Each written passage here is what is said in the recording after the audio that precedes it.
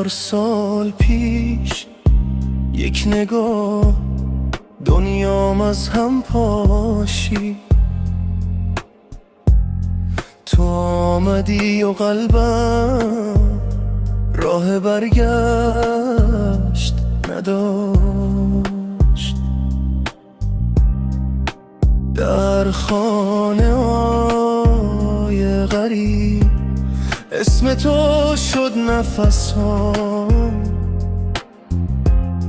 بی خبر از فردا، بی خبر از انجام. رفتم جلو اما دلم همانجا گیر کرد، جایی که نگاهت زندگیام را تغییر داد. دریازهایی که دنیا ایستاد، چشمانت مرا از خودم گرفت. بی صدا عاشق شدم بیان که بدانی چه بر سرم آمد چه گذشت. من برای تو تغییر کردم با هزاران رای خواب. تو شدی یک خاطره و من هنوز ماندم همانجا. میدانستم دوری، میدانستم صحن من نیستی، اما دل قانون نمیفهمد، دل فقط میجنگد میستاد. شبها فکر فردا، روزها فکر تو. شاید روزی بفهمی چقدر شبیه رویا بودی. حرفی نزدم، ترسیدم نامت در دلم ماند. چند بار آمدم تو نبودی و من باز با دلم برگشتم.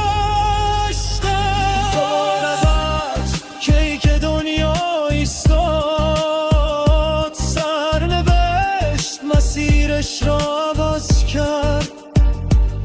من ماندم و عشقی که حتی فرصت نفس کشیدن نداشت.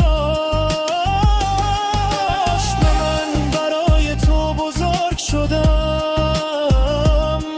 اما تو سهم من نبودی. عشق یک طرفه یعنی زنده ماندن با چیزی که هرگز نداشته. شاید اگر زودتر میگفتم امروز این همه امتحان نبودم.